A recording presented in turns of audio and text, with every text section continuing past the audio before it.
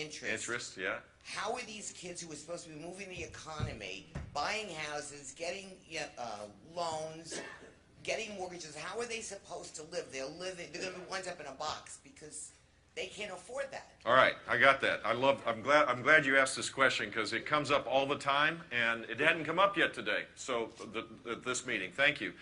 I had a lady in New Hampshire at a town hall meeting tell the following story. She starts by saying, "Good news, my daughter's getting married." Everybody applauds. Oh, that's so nice. And then she goes, "Yeah, that's the good news. Here's the bad news. She's marrying a guy who's getting a master's in engineering, and she's getting a PhD in physical therapy, and their student loans, by the time they finish, will be $260,000. This is recourse debt. They have to pay this off before they start their life's journey, and they're going to live with me."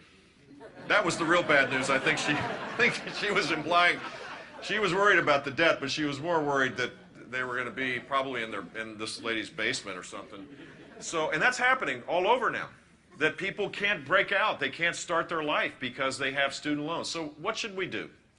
First of all, to remind everybody, this is from Obamacare.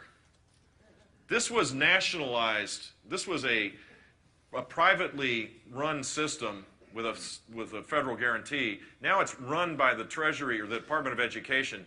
It was nationalized by Obamacare, and the debt in 6 years' time has doubled. It's $1.2 trillion. It's a huge bubble. The forbearance rates are growing, the default rates are growing, the interests are, if you can't pay, you get up to 8% recurring debt. It's outrageous, and it's not working. And you know what it's doing? This is the really outrageous part. It's funding increases in college costs. That the universities, basically on the backs of people going to school, can do whatever they want. They're not improving output. There's no more classes. There's no more classes because tuition went up 8% last year. You still can't get a course after 10 o'clock on a Friday. It's a 3-day work week of most universities. It's hard for a kid to graduate with a 4-year degree in 4 years now. And it's all financed on the backs of young people. So what would I do? I would eliminate the student loan program going forward and replace it with a line of credit for any high school graduate. And the high school graduate would then have the power to make the following choices. You could use this $50,000 line of credit for an AA degree, an AS degree, which almost guarantees you a job, an apprenticeship, which guarantees you a job. It could be a lower cost, a 4-year degree, or a post-secondary degree, and any kind of certification process where you get the I can't even say it, certification, and you're basically you get a job. If you're Microsoft compliant or Oracle tested and you have the piece of paper that says you've done it, you're guaranteed a job. Information technology, there's huge shortages. If you want to be anything related to any technical trade, we expand all this. So the student loan program would be expanded for uses based on the customized needs of the student.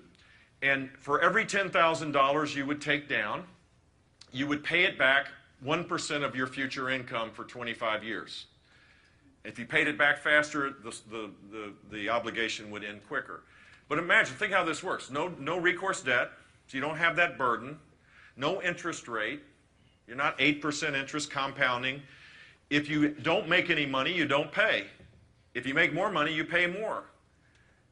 It's an elegant solution. It doesn't require the mind-numbing rules and the forms that are filled out. Anybody here that's got a student loan, you know how difficult all this is. This would be using the tax code to be able to pay it back. And it would be budget neutral, but it would be an elegant way to not trap young people. That's the problem, is they're trapped right now. And here's the other thing that it would do. It would force universities to lower their costs rather than raise their costs. You know what the percentage of students in public universities is here that graduate with a 4-year degree in 6 years? 60%. 60% of students, full-time students, graduate with a 4-year degree in 6 years. Who's fooling who here? Our degree completion rates used to lead the world, way ahead of everybody else. Now we're like 12th or 13th or 14th in the world.